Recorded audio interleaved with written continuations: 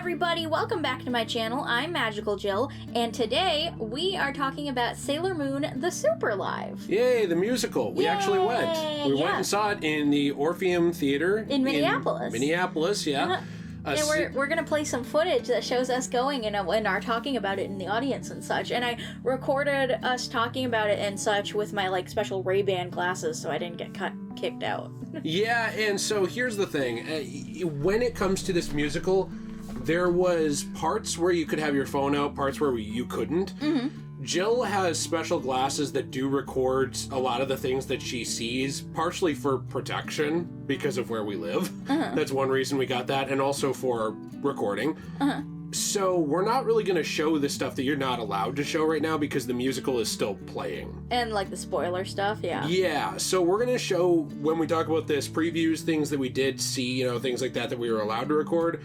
And then maybe in the future we'll be able to show some more of it. I know that they didn't want it shown while the show was performing. But before we get into it, I wanted to ask a question of the day. Yay! Question of the day.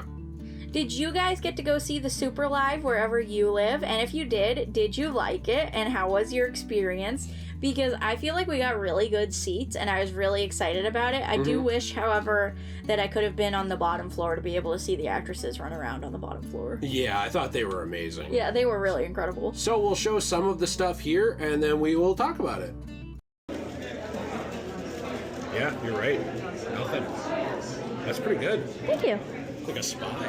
I know. Are you excited? Yeah. This is the most fancy thing I've ever been to in my entire life. Really? Yeah. Well, of course, so it's probably the most fancy thing you'll ever be to in your life. True. Early anniversary present, though. What sucks is I want to show my shoes. Look how pretty my shoes are. Oops. Even though this theater is very nice and old, you go a couple blocks in any direction and it's like a terrible neighborhood. I love that girl's outfit where she's Sailor Saturn over there. Isn't she pretty? Are you excited? What are your thoughts going into this? I want to go home. Bobby! My legs hurt really bad. Oh, Grumpus. What are your thoughts about the show? Are you excited about the show? Yes, I am. Are you excited about the girls? Yeah, I love them. That's really pretty. I know, isn't it gorgeous? Look at my knees. I'm so sorry. That's okay. My one hope now is that the Sailor Guardians are intrigued by how large I am. They're gonna see a giant in the audience and be like, oh, a giant man. What is wrong with America? What do they feed these people? What do they feed these people? It's hilarious. I just want you to know, right over there in a box is where Harry Osborn would be sitting looking down at Peter Parker in Spider-Man 2. Wait, really? Yeah. Don't you remember when Peter was mouthing to the thing and then Harry's just like... Yeah. Look at the chandelier. Isn't it beautiful? It's a very historic theater and it's really cool. However, again, I want to show you my legs. There is not enough room for anyone tall, and I'm not that big. Here you are. It's really, no, I'm not that big. I'm just kidding with you. 6'5" though. You are, yeah. It wasn't built for giants. And even some of the cute little petite Asian girls I see sitting in things, their knees are almost up to the... Could you imagine Shaquille O'Neal being here? He couldn't be here. No, he couldn't. He'd have to buy 2 seats. Oh, he'd buy a row. He'd have to buy a row, yeah. And then some of his legs up. He'd have to buy 2 rows. Look how cute the stage is. The show will begin in 5 minutes. Show will begin in 5 minutes, Schmoopopotamus. Who's excited?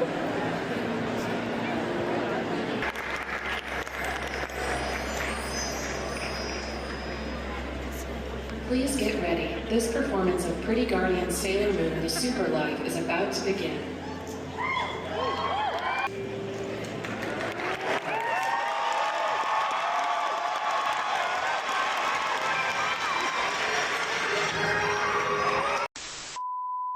So one thing I wanted to say about this performance that's interesting to me is we are not experts on the Sailor Moon musical lore. However, there have been a lot of them, a lot of different musicals with a lot of different casts. There was a Team America. That's the team we saw. Personally, my favorite from all the clips I've seen. But there was also a team for the United Kingdom and Europe. And then there was a team for Japan as well, I believe. Now, here's the thing. Out of all of them, I never saw a single actress from any clips or anything like that whose heart wasn't in it, who wasn't loving what they were doing, or at least very good at putting on a show of loving it and giving it their all. But I love the American cast of this musical, especially Riko, who plays, I believe that's how you say her name, Riko Tanaka, who plays Sailor Moon. I feel like that cast did such an amazing job bringing them to life. I know all of the other casts do the same exact musical, but the way this American cast portrayed it, it just felt so special. Their vocals were so beautiful. They sounded like the characters to me. And Tuxedo Mask in particular really stood out to me. The actress who played him, that person felt like their entire heart was in it. Like, when they swung the cape around, it was like I was looking at Batman. You know, like, that person put a lot of care and love into the character that in some of the other recordings of other Tuxedo Masks, I didn't see as much, like, extravagance and as much flair from. So I absolutely loved that actress's take. Well, that's something that's interesting about a thing like this, is this was designed as almost a 2.5D musical. And the idea of that is there's a screen, it's got captions for English-speaking audiences, but... And effects. It has cool effects. Yeah, and very cool effects and sound effects, but they did tone down the amount of dialogue because this was, to my understanding, the first Sailor Moon play. Not the first time it's been played, because Super Live existed before COVID, but the first Sailor Moon play designed from the ground up to be more accessible to international audiences, where they actually looked at it and they said, hey, we have a lot of fans overseas and in different places.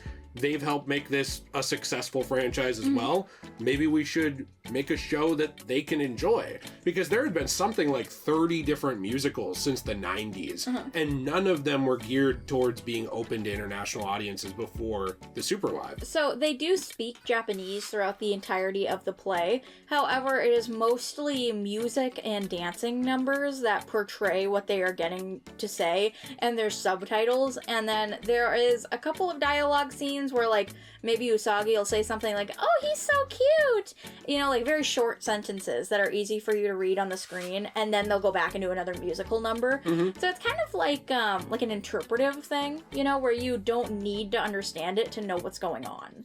Yeah, and I'm always confused by the way that the casting worked, not to keep going back to that, but I know that there was that London tour cast, there was the North American tour cast, and some of these people, I believe that there was a cast that had done this in a Sailor Moon parade, or like at a float, like a Sailor Moon themed float way back in Tokyo. And some of these people have performed these roles in the past. Like, for example, the North American tour cast, they had actually performed in the past as well, I believe at the, what was it, the 30th celebration. But I know that they performed before, and I also know that Riko and that same cast from the North American crew was in a previous musical that had, like, Chibiusa in it. And Sailor Pluto, and Sailor Uranus, and Sailor Neptune, and oh my gosh, I cannot tell you how badly I want them to do, like, a part 2 musical where, you know, maybe they adapt Sailor Moon's arcs of, like, you know, the second season and the third season together. Obviously more manga themed, less 90s anime themed, because we all know how that happened. But you know what I mean? Like, and you're now also subject to Naoko, who, you know, she's getting older. Obviously that's not an insult, but, like, she's got authority now on the franchise more than she did when she was younger. I heard she went and saw this in LA recently, by the way, and she loved it. And she took pictures with, like, the people who did the casting and stuff. It was really cool.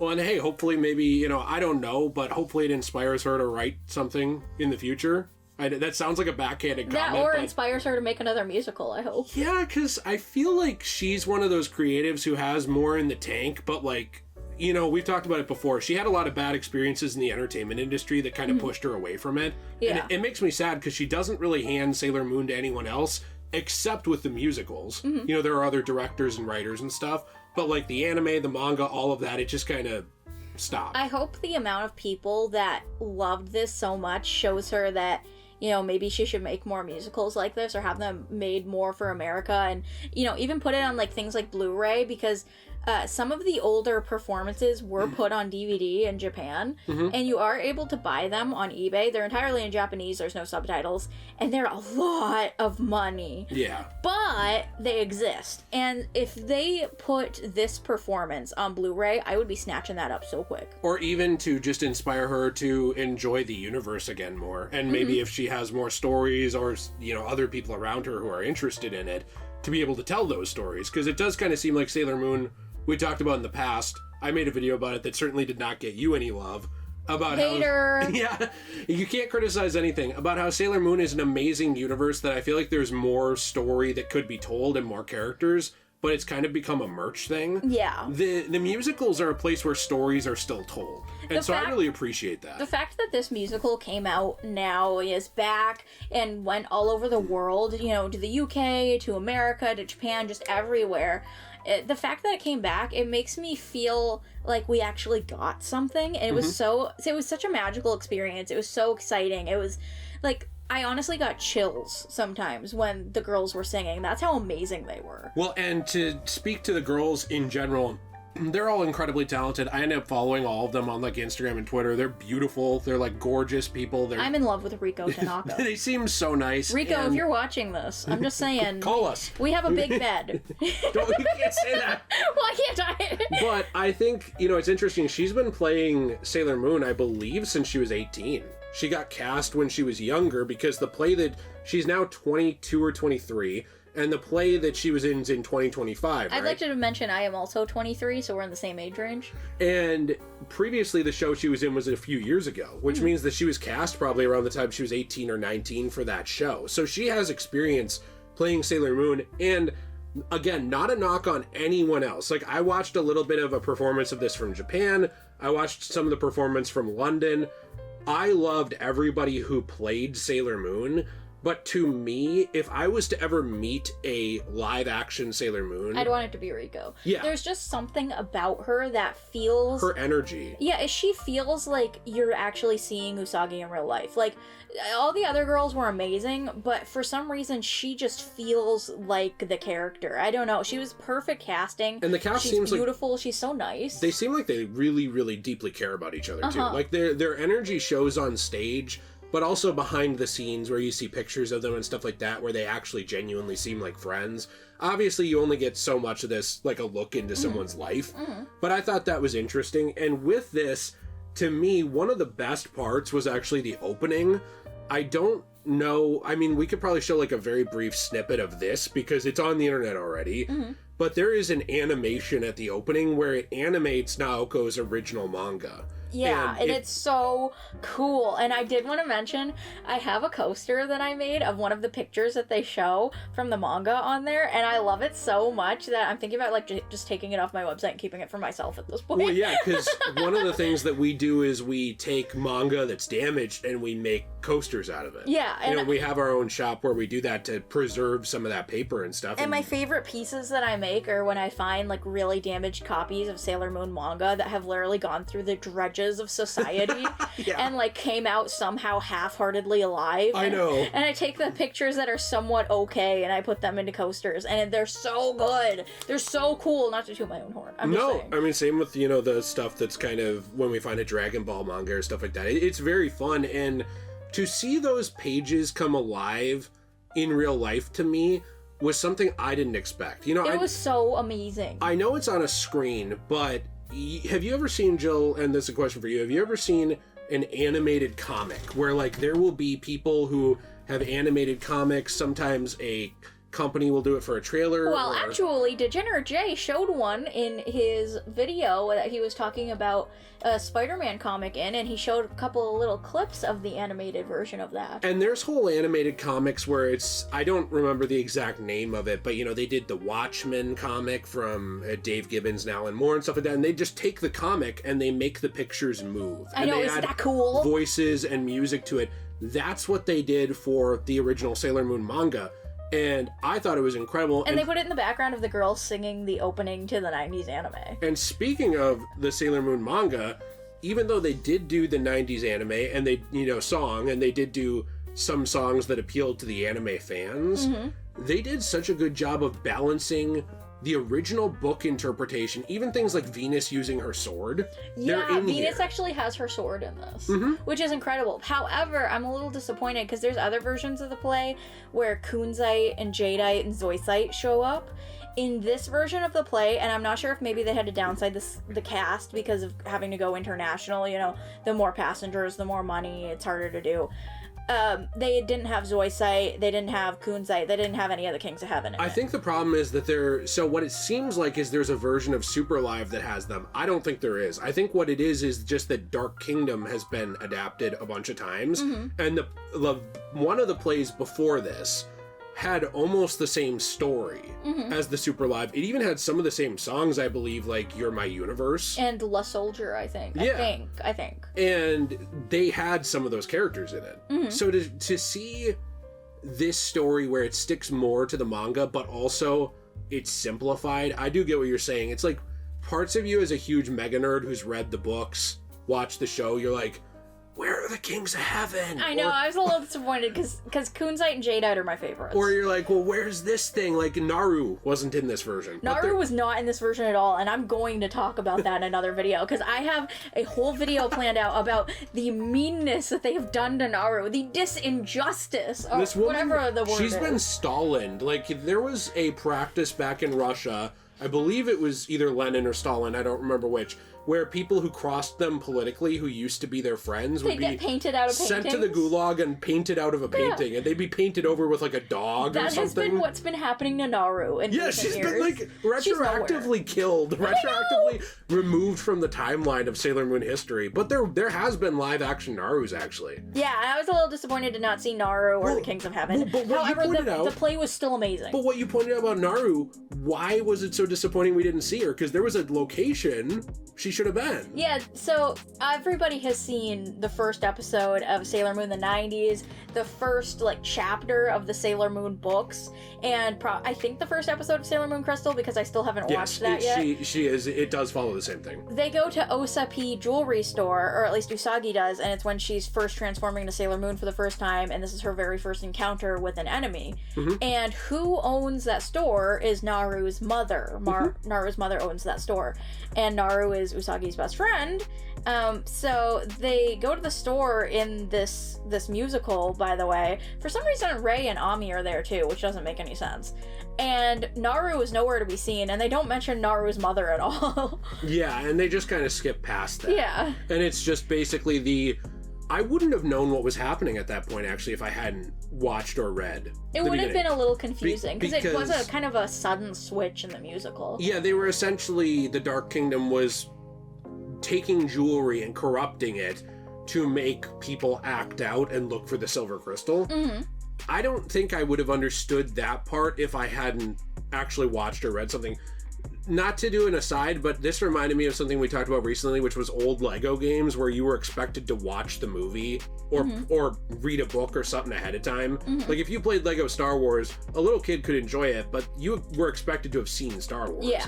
I kind of felt that way about this play. I felt like that about this play too, which makes sense, because I feel like you wouldn't spend that amount of money if you weren't a Sailor Moon fan. But any of the adults who maybe brought their kids, obviously it's not geared towards them, but I could definitely see them being like, This is weird. Or I don't Yeah. understand it. It's very clearly designed for fans of the thing, but I think that's good. You know, like that's a much better case scenario designed for people who actually care about your franchise and helped you build it up over the years with fandom, designed it more for them than for just anyone. Because what do we see now in a lot of entertainment? We see the opposite. We see design it for The people anyone. who don't care for anyone. And then other people go and they're like, oh, I was a fan of this, you ruined it. So this doesn't do that at all. Yeah. This is like the opposite of that. No, this is amazing. It's the best play I have ever seen in my life. To be fair, the other plays I've seen have been like school musicals. So I mean, we don't have high competition here, but it was still amazing. This has nothing to do with the play. Do you have more to say about the play itself? Because I want to talk about the Orpheum for a minute.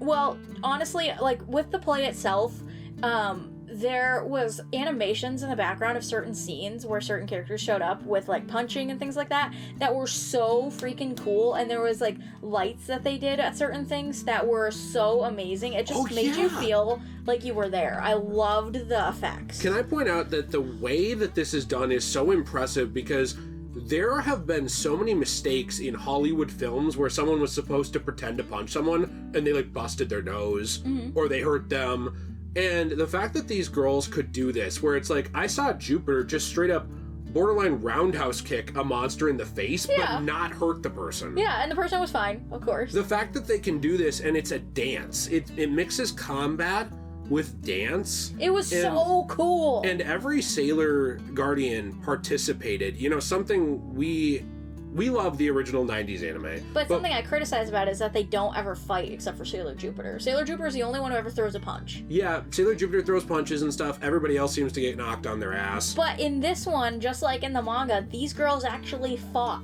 Yeah, and I love that. They weren't useless. And they're not just there to soften it for Usagi to do a final blow. Yeah. Which is a problem, I think, with the 90s anime, where they were trying to play into that trope and simplify a story. Like the fact that Venus is the one who goes after Beryl in this. With the sword. It's amazing. It's just like the manga. It's so good. I love it so much. And they cover the dark themes from the Silver Millennium. They did, and they did a really good job of it. I was just disappointed that Usagi didn't change into a Princess Serenity outfit, whereas I know she has before in other musicals. Yeah. And I would have liked that touch. I feel like that would have made the musical just a little bit better for me, but I still loved it. So, I also feel like there were some people who didn't understand what this musical was, because unless this has changed, it was basically, like 60 to 70 minutes or something like that, and then there's 20 minutes of a concert type medley at the end where they do a bunch of performances. Yeah, like they do certain songs that they played during the play, and then they have like sometimes an extra type song. The one that we got to see, and I don't know if this is at every single show, but the one we got to see is the girls coming out in kimonos, which was really cool. I didn't get any footage of that, even though we were allowed to record, because I didn't realize we were allowed to record like after they were done doing Moonlight Densetsu. I think that's how you pronounce it. I don't want to be mean here to this person, because they were probably just a mega fan, but there was someone who kept standing up in front of us near the end to like do standing ovations. And I get it. And nobody else was standing in the audience in this row, by the way. And it's great. I'm glad you were into it. But, like, this was the part where you were allowed to record. And I didn't want to be mean, so I didn't say anything. But they were right in front of both of us. It pissed me off. Yeah. And that would be my negative about this show. So, first off, the pricing is insane. Pricing's crazy. I'm told that that's that way for pretty much any major show, though. If it's, like, a traveling Broadway show to different places or Japan or whatever. That sucked. That you will feel the pricing if you go to see this. That sucked. Secondly, if you wanted really good seats, that sucked worse. It felt worth the money, though, to me. It did, but I mean, like, this was definitely... Plays didn't used to be designed towards, like, the upper echelon of society. This one definitely felt like it was. Hundreds of dollars to go. And it was at a very fancy theater. The Orpheum is one of the fancier theaters in Minneapolis, if not the fanciest. Yeah, with no legroom because it hasn't been renovated because it's over 150 years. Because it's a historical building, so they refuse to renovate it. Mention what happened with your knees, because you have a fibromyalgia condition and nerve conditions that make you hurt more than normal people, and you're 6'5". So I had no room. And what always happens at shows like this is the same thing that happens with parking that's next to handicap parking. Human beings are lazy. They are lazy. And if they can get out of something, they will, even if they don't need it. So they'll park next to the handicap parking to walk into Walmart, even if they don't need to be in a close spot, because they're a lazy POS. People at shows are the exact same way. Everybody steals the aisle seats, or buys them, I should say, immediately.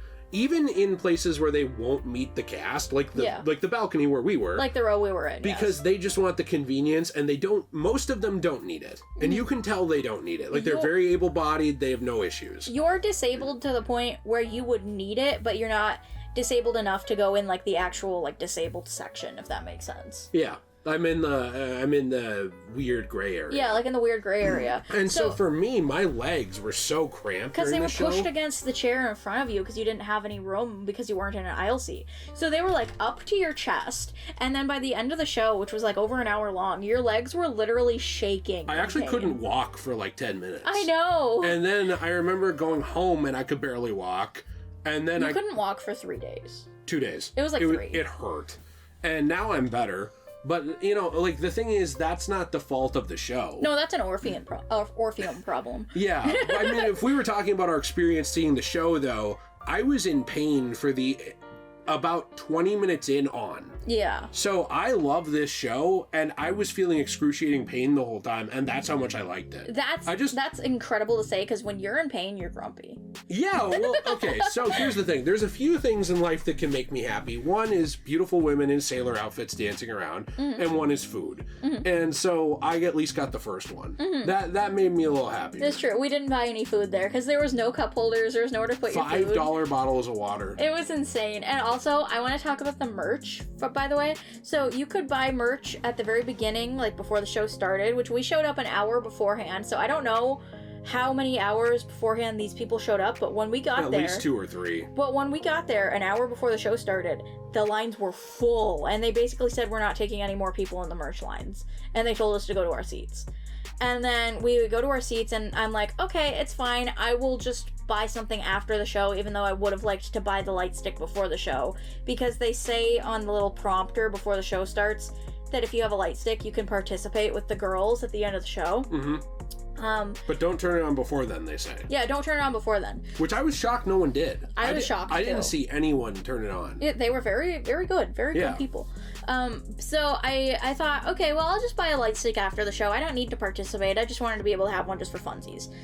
And so then the show ends, and we take like maybe 1 or 2 minutes to get out of our seats and go downstairs to go to the merch line. Me limping. The merch line, according to one of the staff members, was like 2.5 hours long. Yeah, I asked someone, I said, I basically said, like, we're probably going to leave because, like, it seems like it's going to take like an hour and a half because there was a staff member there, and she said, oh no, it's going to take way longer than that. And this was at night? Like 10 almost at this point when it ended? Yeah, it was getting late, and I don't know, it was just, I was wearing heels because they like had mentioned at the Orpheum like to dress up to go to it. No one else did though. Everybody else was either wearing cosplay or not really dressed up. Which is cool. Cosplay is awesome, but for every 10 people...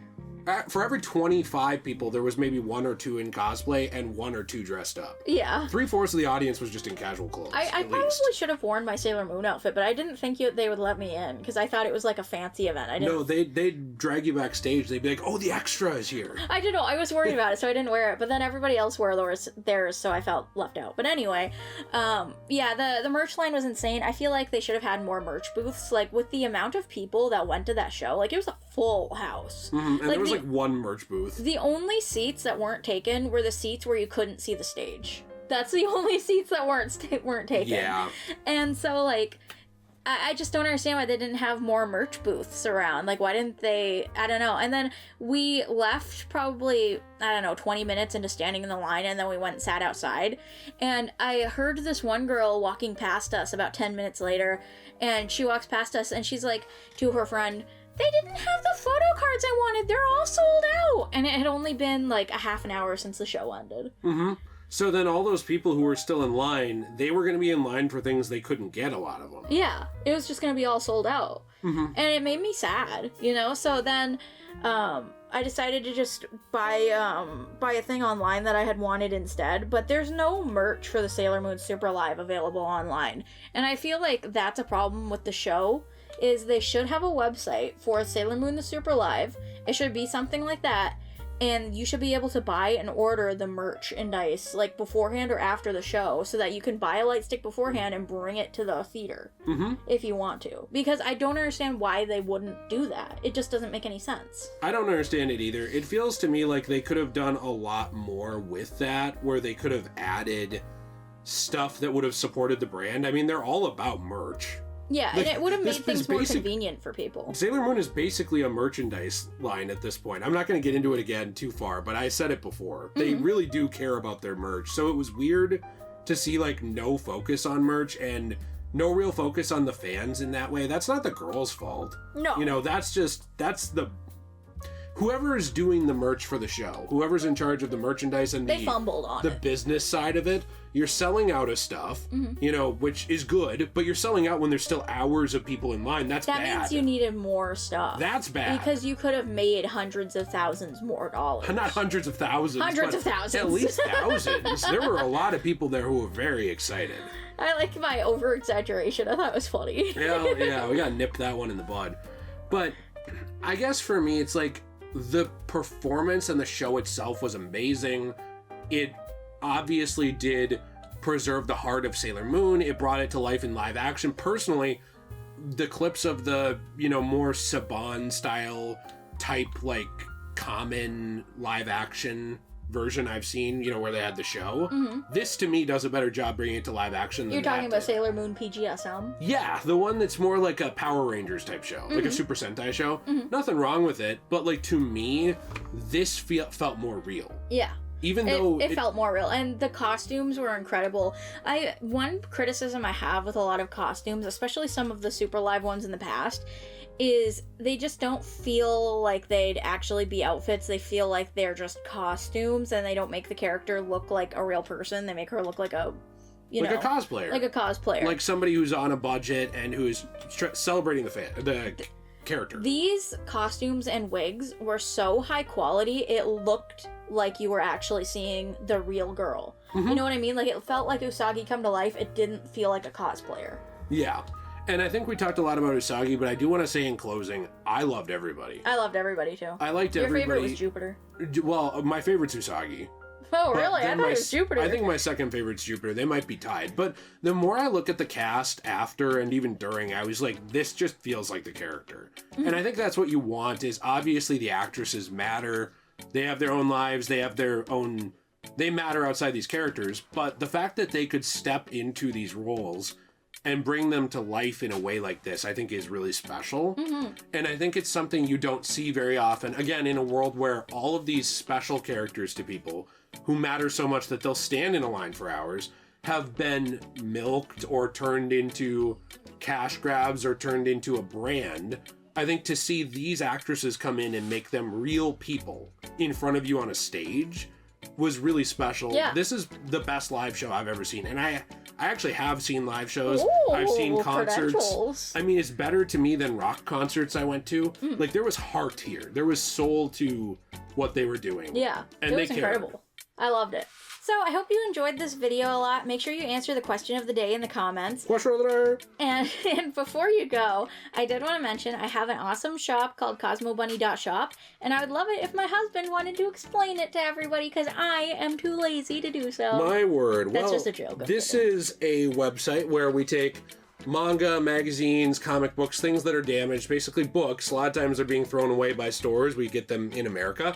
And they're damaged. Again, we don't print out pictures. We take the paper that is surviving these damaged books and we turn it into something new. And then we recycle the rest. Yep, so we turn it into coasters, keychains, trays, and more.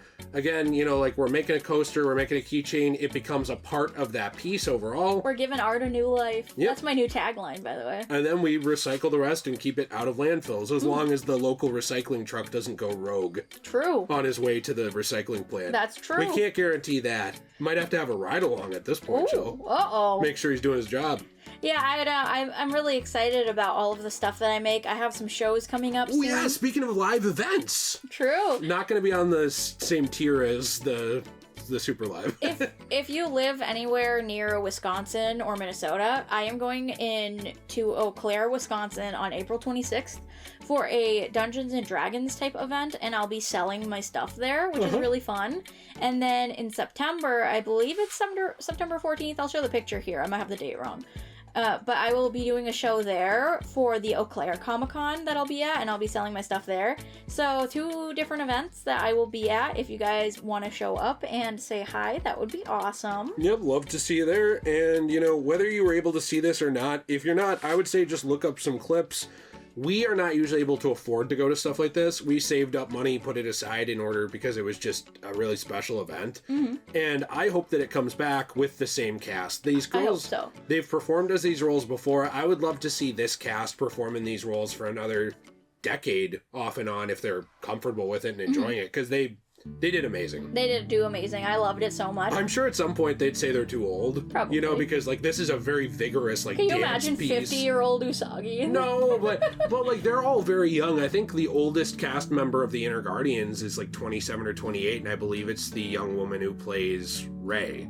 I believe she's like 27 or 28. And her name on the American cast is also Rei. That's true. But you know, I could be wrong about other characters. So I don't know. I hope to see it again. I would pay to watch this show again. I told you I would pay to go get an aisle seat down on the floor where you can interact with the girls when they're leaving and just like wave at them and stuff. I feel like that would be fun. So I hope to see you guys again in the next video. I have a lot of awesome Sailor Moon videos you should go check out on my channel, and I'll see you in the next one. Bye! Bye!